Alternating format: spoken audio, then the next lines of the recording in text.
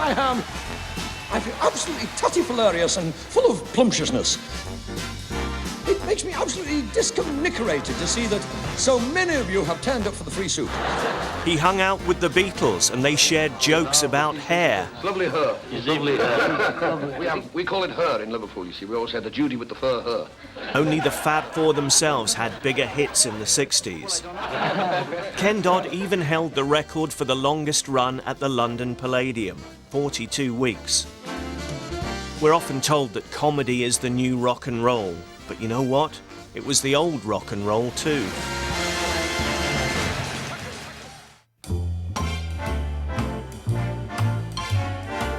There was a time when Ken Dodd was always on TV, but not these days, and he hardly ever gives interviews.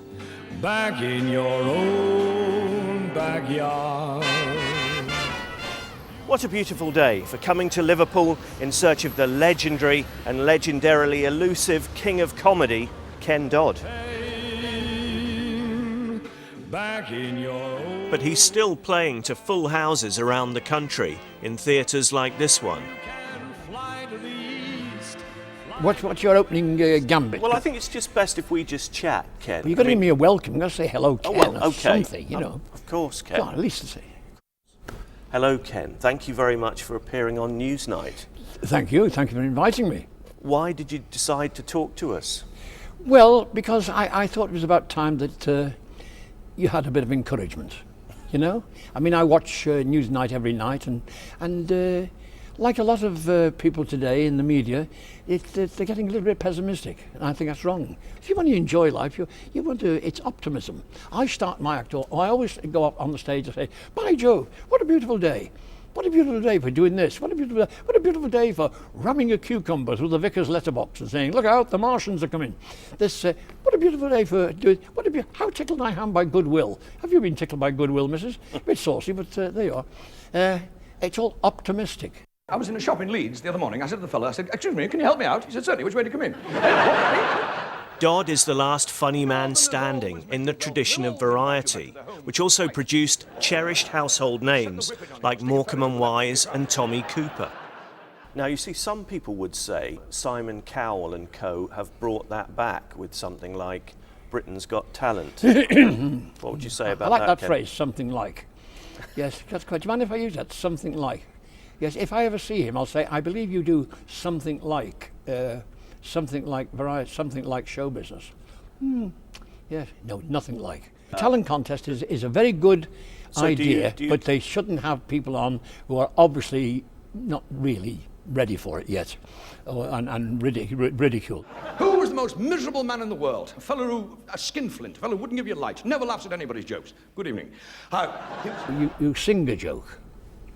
You see, and you know which words to emphasise. Yes. Britain's champion traffic warden, he's gone, you know, because he caught a cold, pneumonia, gone, finished. Well, they gave him a good send-off, and they're lowering him into the hole, and halfway down, he suddenly woke up, and he said, why am I in this box? What am I doing here? Why have I got my teeth in? It isn't Sunday. So he banged on the lid of the box. And up top, they heard this bang. Oh, quick. Because they pulled the box up, put it down, opened the lid. He sat up. He said, I'm alive. The vicar said, I'm sorry, sir, I've started the paperwork. What do you think about current comedians, the people that current shouldn't be comedians. Okay. Contemporary, you know, the kind of newcomers, people who are in the public eye. This is a typical journalist question. The humour, comedy seem to go into two directions. One was the mainstream comedy, but they can't get on television. They can't get on television, and they can't get on the radio. Why? I don't know why. Then they have the other people who style themselves, well, they don't like being called that, but they are alternative comedians. Why? Because they use alternative subjects. They choose to, their material is based on things that are not normally, a lot of it's in the bottom half of their trousers. And they talk about things that are usually, not quite the thing. Is it time for a reappraisal of Doddy? Where's me shirt? His hometown's honoured him with this statue at Lime Street Station, and he's at the centre of a series about variety on the BBC next year. And while he might not care for all the younger comedians, some of them have a lot of time for him. Oh, look, there's a serpent. Ken is definitely old school jokes. He's banging out jokes, and occasionally some of them don't hit, right? Because he's hitting bang, bang, bang, bang, bang, bang, bang. And occasionally one wouldn't hit, and he'd look at the audience in a reproachful way, which is something I do 1,000,000 times on tour. And he'd look at them and go, you know, there's a name for what I'm doing here. And they'd pause and he'd go, it's called struggling.